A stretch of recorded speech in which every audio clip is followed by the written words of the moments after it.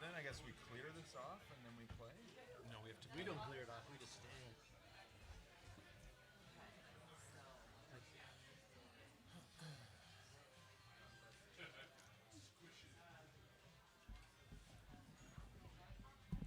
Could really just interview each other, Sure. Shauna.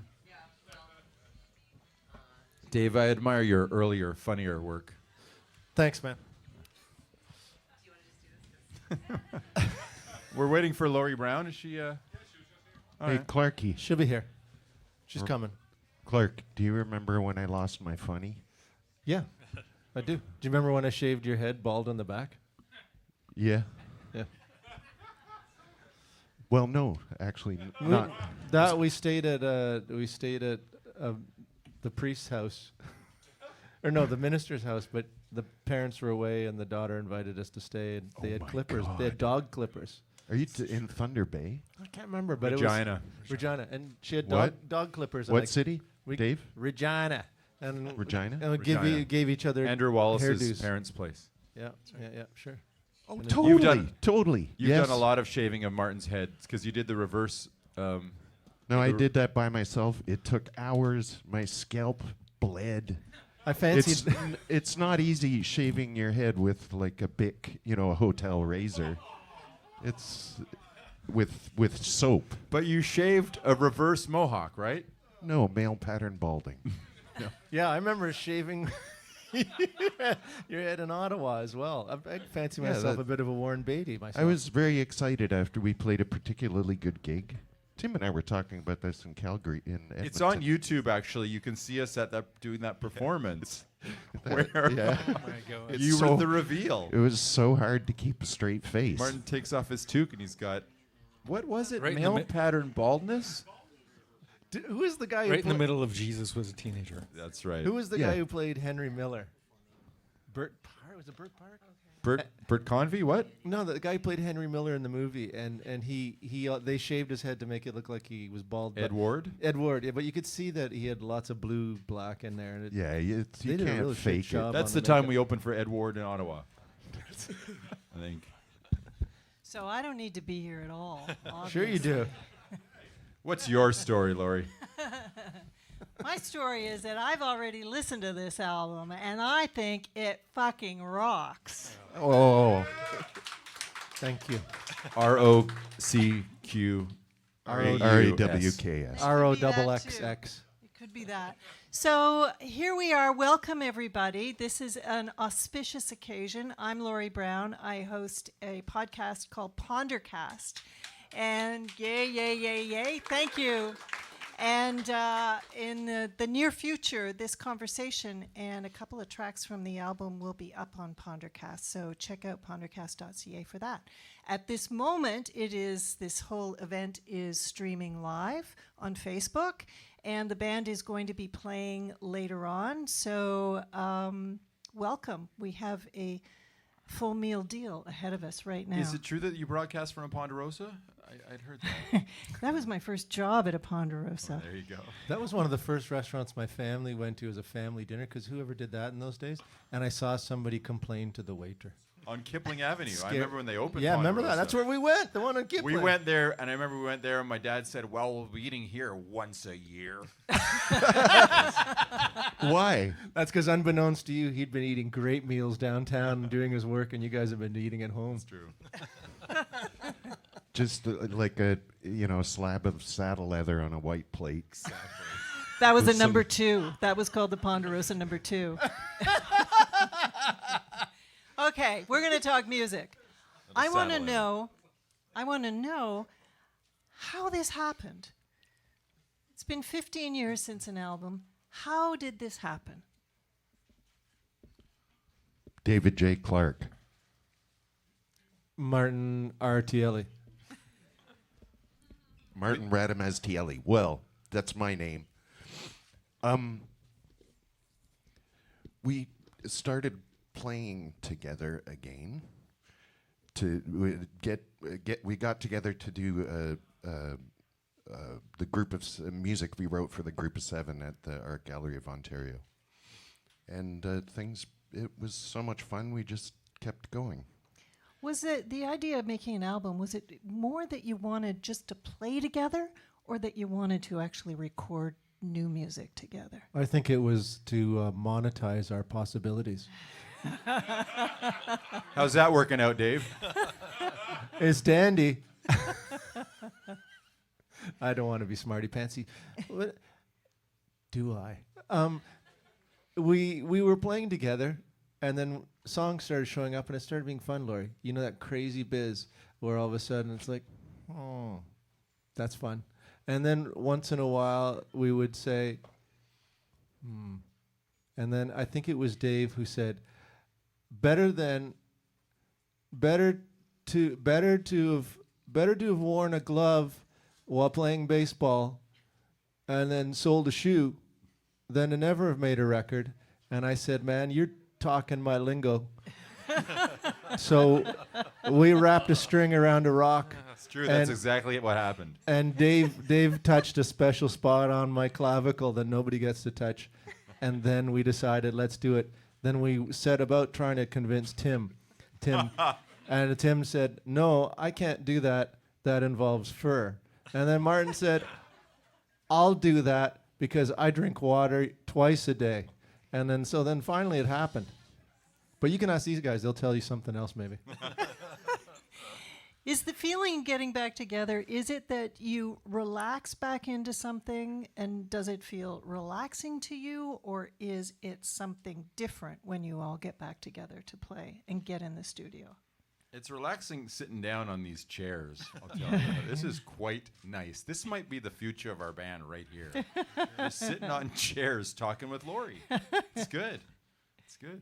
I think it's always a case of it's somewhere between fear and relaxation maybe is kind of where it's at a little bit. Because we are comfortable with each other and we like to play with each other, but we like to terrify each other too a little bit. There has to be a little bit of terror in the creation and, putting this record together and stuff too. So, yeah. Well, when Kevin Hearn and Hugh Marsh are on this record, tell me how the dynamic of two more people in the room, well, how does that change both the human dynamic of being in the band and also the musical dynamic? It's two new guys to make fun of, really, is what it's all about. Especially the bald one. Especially the bald one. That's true. That makes two bald guys in the band, which is good. It balances out as hirsute men. It's good. Who else is bald? Dave's not bald. I'm not bald. I can grow hair. I can grow some hair on my head, right? I was It's told true. not to ask this question about the baldness. Bald by I choice. was told not You to were ask. not. Hugh is actually bald. He can't grow any hair on his head. Really? I can grow, he can't. But he looks really good. I don't mean that as a comment on your... He does. He's an amazing. He's a good-looking man. He's an amazing individual. I'm going to try to answer He's your cool, question. Papa. Seriously. Having Hugh Marsh in the room is kind of like having three cats lying on the top of the couch when you're watching your favorite show and you just reach back. Because he is such a dude. He's Hairless such cats. a nice person. He is... He instills confidence is. in you. Hairless cats. He's fun. He is Well, the genius comes out of the wall and visits him on everything he does. He is a fair and balanced adjudicator of heavy goodness. And he wants nothing but the best for what we're doing. And he is the biggest cheerleader for the band. He That is. Kevin Hearn, though, he's a bad man. he's a bad man. I've often thought that Kevin Hearn probably has the biggest heart of anyone that I've ever met. What has he ever done for anybody? He has the biggest apartment. It's true. Oh, really? Do you find yourself having to make Well, space for we these had people? we actually had to have Kevin and Hugh play with us for the group of seven, right? Yeah. Because we needed strings, and Kevin was on the group of seven. You didn't have to have me there. Don was there. Don Kerr was there. He was really good. Yeah. He's got more hair than me, too. He's got more of everything. I know. I mean, than anyone, not just you, Dave. I don't feel bad about it. Don has it in spades. I've always been in a bit of the shade from him. I understand. But we had to bring those guys in to create that music, and so they just naturally became part of what we do, right? But it is good to have two other guys to look at, other than just ourselves. It's nice to have nice to have buffers. It's Yeah. not new. We've always had peripheral members, like people that can play with us whenever they want to. Yeah, but Like not as much on the record. Around Melville, we had Melville. a bit of a lot of people. Yeah. Different people. But Kevin, no, Kevin that's not is right. truly Well a music. musical monster music, and I do it. also a great mediator. A great mediator. And not that this band would ever need a mediator, but Kevin is very, very good. And as you've seen by the newspapers lately, things have been mediated the right way for Kevin. Yeah, he came out Bless all us. right in that. The first song on the album is Vancouver. Tell me about your feelings about Vancouver. You don't want to know. Well, we do now, I guess. Yeah. Oh no, you do want to know. Yes. Well, that song wasn't initially about Vancouver. It was a collection of words, but it became about Vancouver because we'd find ourselves like leaving Vancouver, and the sort of melody would occur to us, or after a gig, after we're playing Name That High, and you go, Vancouver, Vancouver, and then we'd go to Calgary. And then Edmonton, and then back across the country. I have a dark history with Vancouver. It has a glorious, panoramic, epic, sweeping feel to this song that I can just see people who actually live in Vancouver grabbing onto this piece of music in a big way because it is filled with heart, and it does feel as big as everything is in Vancouver. I think once we started working on that song, which was, it felt really good. I felt like we did imbue a West Coast breezy kind of heaviosity feeling to it. That made me very happy, and to elucidate. And that song in the studio was, as you hear in general, it just basically it was live off the floor, and I was like, oh, Yeah, wow. it was the first run through, top to bottom. First thing in the morning, 2 p.m. And Martin Morning, we call that. Martin morning, and I was up all night the night before, drinking alcohol, because I was very excited that I'd named the album. And I was jumping up and down and just thinking that this is the best thing. The title of the album was ridiculous and rightly roundly stopped. It didn't fly. Remember? which one was that? What was it, Natasha? Was that New Wave Dance Party, or is that another record? It was something about Trick of the Year.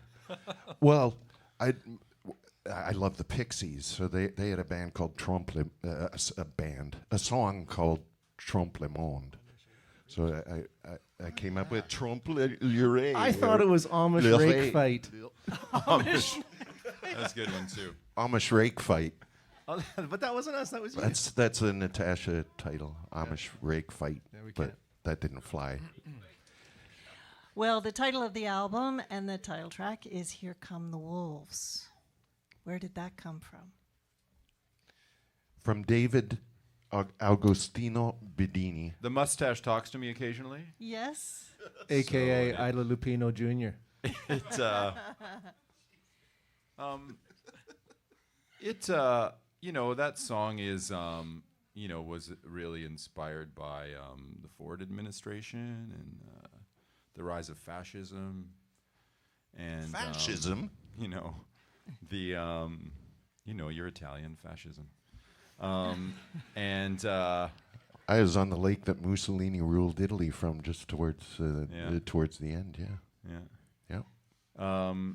and just writing. I like writing protest music and I thought it could be interesting to try to write a song that was both was sort of angry and protest based, but also beautiful and strange. And it needed three parts to kind of to achieve that, I think.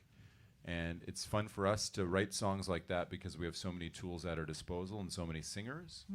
And so when a band with so many singers, it affords us the opportunity to write songs where the voice changes and personalities move in and out vocally, and that's why that song was 7 minutes and with three parts. But it's meant to sort of terrify and soothe at the same time, I think. And that's what it does. It feels actually like a symphony in three movements because the different movement, it's very, very different in each movement.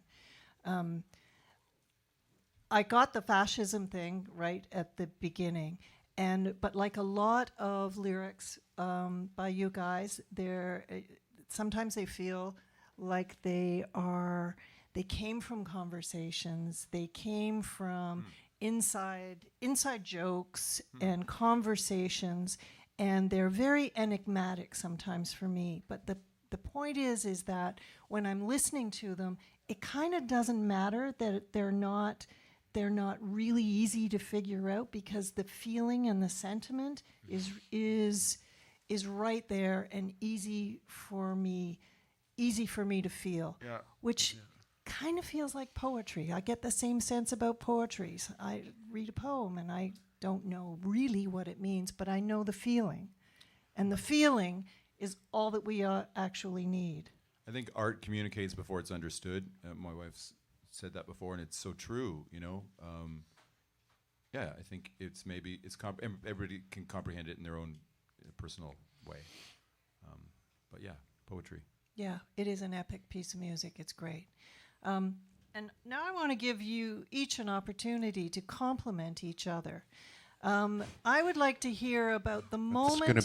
That's a tough I would call. like to hear about the moment from each of you when someone else did something, played something, sang something that rocked your world, your favorite moments on the record, when somebody else did something so amazing that it blew your mind. I got one. Go. One of the songs on the record, Music is the Message. I got Chris sent us a rough mix, and That's our producer, right? Chris Who's here? Stringer? Chris Stringer, yeah. yeah, and He's right over there. there you go, Chris. Smother him. Yeah. And I got it at home and put the headphones on, listened, and all of a sudden gets to the part where the crescendo part, and this angelic voice comes out of nowhere, and I'd never heard it before because Dave did it, I think, at Chris's place, and on his own. Never heard it, but this sort of soaring high thing that I would never have thought of or anything. I was just like, what was that? And I had to listen over and over again, but that's like my favorite part on the record. And That's beautiful. Came from Dave, just singing. Can you give us that note right now? Yeah. I'll give it to you later. Okay. Okay, who else? Who wants to go next? I'll go. One of the songs on the record is called AC/DC on the Stereo, and it's a song that I've been playing and came from another writer and myself and then the band. And I thought this is going to fit Dave perfectly.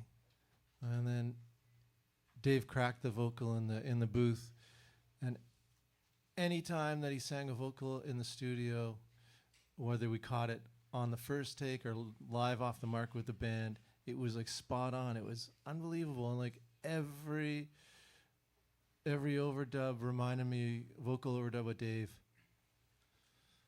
it was pretty exciting. It reminded me of working with Gord Downey, where every vocal was good, and the only difference was that it was just slightly different. It was nuanced or whatever, but they were all bang on the money, and it was super exciting, and I was really jazzed by that. So Thanks, Dave. you're welcome. My favorite part is Tim's harmony on the last section of "Here Come the Wolves," the kind of country section. Your harmony it's a classic it's such a classic harmony, like from like a record that might have been made at you know, in Nashville in the 70s, or it's just got it's very it's got a very kind of, I don't want this to sound the wrong way, but it's almost got like of a female presence or quality to it. The And it key, just- the key to that one was there's 4 lines, and the first 2 I'm higher than Martin, and the third one I'm lower than Martin, Yeah. and the fourth one I'm high again. But and so it the way it comes across, you can't quite tell who's doing what. It's really cool. Amazing. It's almost invisible. Yeah, I didn't really note it.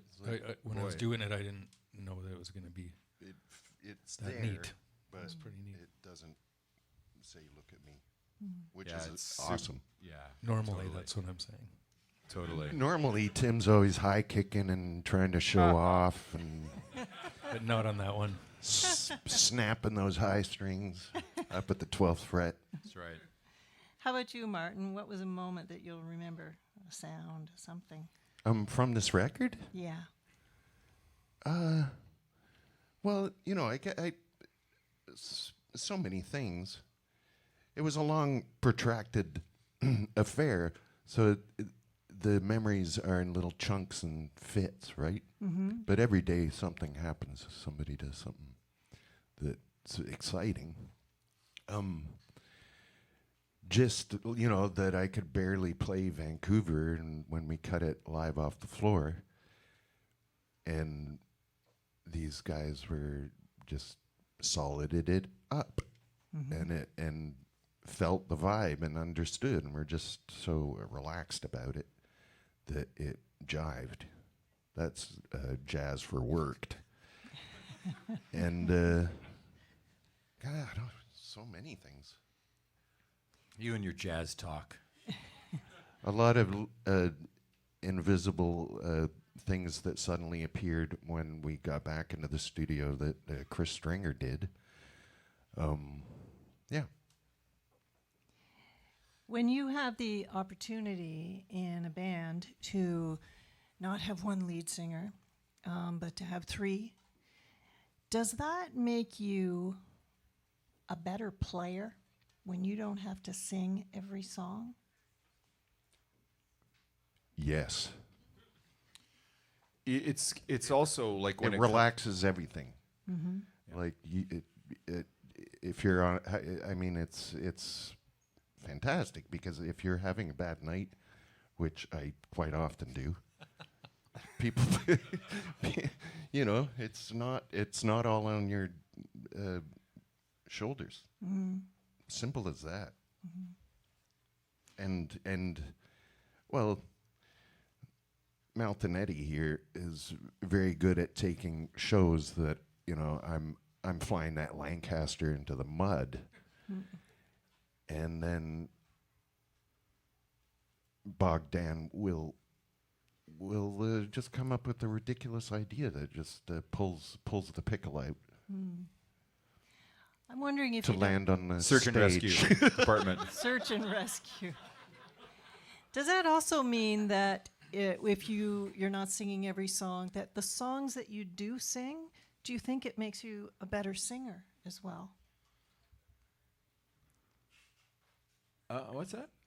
When because you're not having to sing every song, you only sing It's a fun few to- songs it's fun- that you can really sing it better. It's neat to kind of like in some songs to focus, okay, I'm going to focus on a backing vocal, or I'm going to focus on a harmony. I'm going to put the kind of commitment to that backing vocal or that harmony or that part that I would if I were singing the song. Like I'm going to give, well, maybe I'm even going to give more to the song because it's not my song or because I'm not singing it. Like that's, like an assist is as good as a goal, you know, to me. And yeah, so I think that's part of the challenge too, but Yeah. it's also part of the reward, I think, as well. Yeah. You know. Me, I'd sing every song all night long if I could.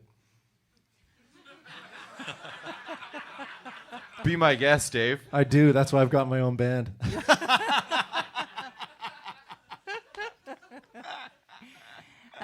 There is a beautiful song on the album, and it's called "Beautiful Night."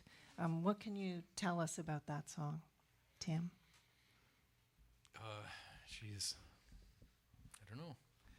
I was hoping you weren't going to pick that one because I really haven't thought much about that song. It's about Vancouver Really? and drugs. That's right. That's just about looking up into outer space at night, basically, and writing down what comes to mind. There is such an openness and heart and playfulness as well in that song and in the whole album.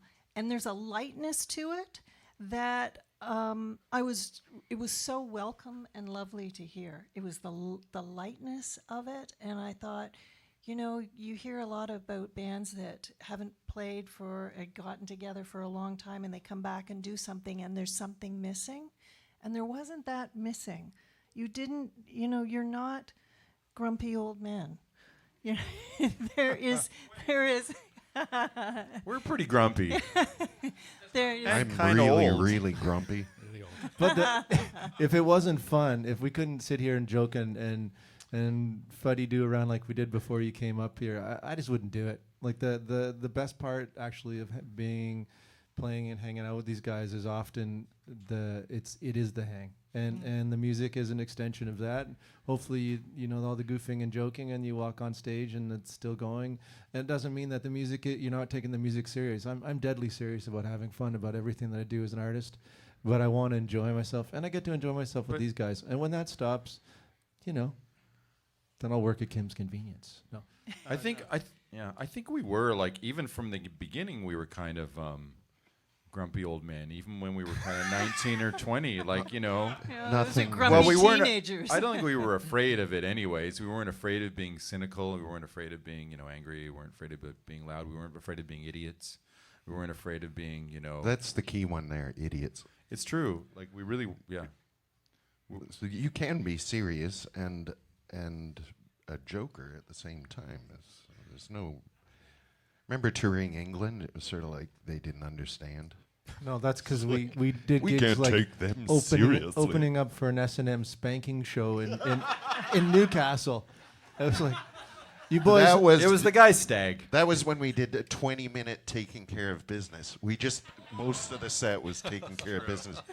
Because there was, it was like an S&M It was an thing S&M. going on. Newcastle. We also shared a Like bill a- at the a- Marquee in London, and the band came on, and this is the early days of this kind of business. Band came on, and they were playing everything, and nothing was plugged in, and all they actually did the mimic thing, and I never thought anybody would do that. When I think of the English tour, I think of Dave Bookman. Oh, no. Because he was with us. Don't tell that story. I'm not going to tell that story. I was going to tell the story about how beautiful it was. We played in Manchester. We were excited of go to Manchester, and it was the night that Oasis were releasing Definitely Maybe. Everything And, was Oasis. There were Oasis. they were one of Dave's favorite bands of all time. We played the club, and there was only one person at that show, and it was Dave. And so instead of going to see his favorite band launch their big record, he stayed to see us play. What a guy! Which that's the kind of dude he was, right? So He had your back. Dave Bookman. and then there was a time he used that washroom that nobody else would use. Yeah, but we won't tell a story. There's an even better one, but it's too long. The great thing about this band is that you're playing live and you being in the studio are equally as wonderful experiences. And there's a lot of bands that can't say that. Like if you push them on it, they will say, actually, I've never really been completely pleased with an album. It's live that I'm after, or the other way around. Are they both at equal levels for you guys, the playing and the recording and the creating in the studio? I mean, I think there's kind of a balance in the band. I don't want to speak for the other guys, but I don't know. I don't think we distinguish between the two, really. Yeah, I don't. I think we're always in the same headspace. That's why a lot of our albums are so fucking goofy. It's because we just are. And whether we're playing in front of Dave Bookman or we're playing in front of a bunch of microphones in a studio, we always have Three the same- firefighters in Red Deer. Red Deer. And the sound man who has earplugs in watching the Cosby Show. But we did get a bag of weed from the firefighters, which was very helpful later on because we gambled our per diems away. I remember that, sorry. That was when we were driving up the highway from Calgary to Red Deer in the wintertime. I was like, and then, you know, those big signs like McDonald's, you know, whatever. And the Shell sign, the S had burned out. It was like this, it just said hell. We played that gig. It was like a non-event. And Do you remember the name of the club? no, you? It was Mortimer's Yeah, more. in the Capri Hotel in Red Deer. And we got a pep talk before the show. Richard Bergman came backstage and said, "Lads, I know there's only He's 2 Australian. people out there tonight, but I want you to go out there and give them the greatest show of your life." Maggots. And we did put on a good show. No, we were terrible. I know. We were terribly good. That's the 20-minute taking care of business. That's right. When in need. Randy does it. Except Dave Agostino Bedini will never get the breakdown. Ever. You never have. We Who always needs look at each other and I breakdowns? try to talk to you without words. And you never, ever I make it my own. have gotten it. He missed sound check, but he was working on it in sound check. true. Still. Well, I had asked you to compliment each other earlier in the interview, and now it seems that maybe you'd like to insult each other Sure. at this point. There is so much Definitely. anger on this stage, Lori. Tension. I'm shaking. I am actually, but that's my heart. It is true though. Like there is like listen, we've fought before, blah blah blah, all kind of bad stuff has happened. But that's a great thing about having a record. I strangled Dave once. Out. Yeah, having a record out, and then anyways, yes, it's. I wrote about it all, so it's not these people know. But so you go through a lot of stuff as a band together. But that's the beautiful thing about we have this record now, so we can celebrate the love that went into it and exists and stuff, and it's nice to kind of forget about all that other stuff too, right? We're still part of your musical DNA, but it's nice to just kind of But Lori, like that, I felt the same way about the record. When it finally sort of was coming together, that this is sort of our lightest, like in a good way. Mm-hmm. It's there. It feels like summer, and I tried to carry that, and make that work. Like kind of doing the end of Wolves to me. This is summer music, and we've never done that before. So it felt. Well, we've kind of done tastes of most things, but as an overall feeling, I do feel that too about it. Yeah, it is such a joy to listen to and to feel that lightness. And actually, when I listened to the record, it just made me feel better. And I wonder, when you play this music, does it make you feel better? I have a good time playing the songs. I have a good time playing any of the songs with these knobs. And it's fun. We are middle-aged gentlemen who get to play music. Middle age is a stretch. Yeah. No, and these songs are fun because of what Martin said and because of what you said, actually. They do have a kind of a levity to them. And the other ones that we play have a certain levity. And then the songs, for me, it's fun because I get to play songs that I didn't ever play with them. And it's a whole different vibe. It's good times. And there's bucket loads of songs to be culled from, so it's pretty exciting. If you don't like song A, you can always move to song B. And song B, if it has a bit of a hangnail, don't worry, you get a fresh pair of nails on the next one. Song C, good. There one more question, and that is that the fans and the friends that you have made over all these years with the Rheostatics are going to be very happy about this album.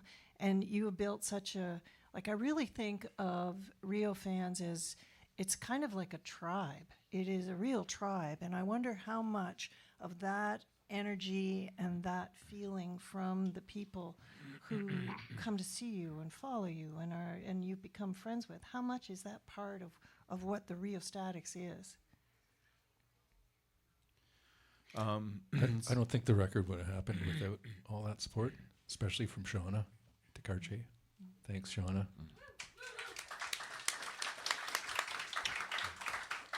Also, Darren Kapp as well for all the work that he's done. When we were an inactive band, one of our supporters was gathering material from sort of lost sources and building this living Rheostatics archive. And that was encouraging too, to know that people cared enough to really kind of want to explore the music and put the music out there. And so in that sense, it really kind of, I think it helped us see that what we'd done was vital still, and that there was reason to do it almost because of that. We were like pre-digital, a pre-digital band, and Darren sort of bridged that gap and kept it alive. It could have just disappeared, It's pretty cool. Thanks, Yeah, Darren. he has more to do with the album than would be aware. What people would be surface aware of. Yeah, I think we've been extremely lucky.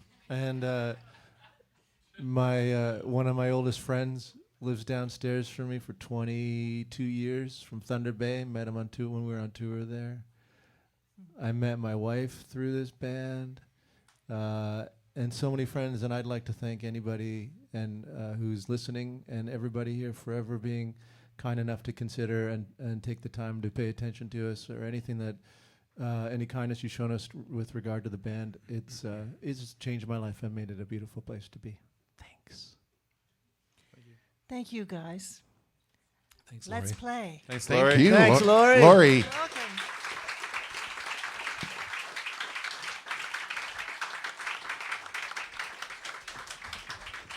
Want to chat a bit more, less formally?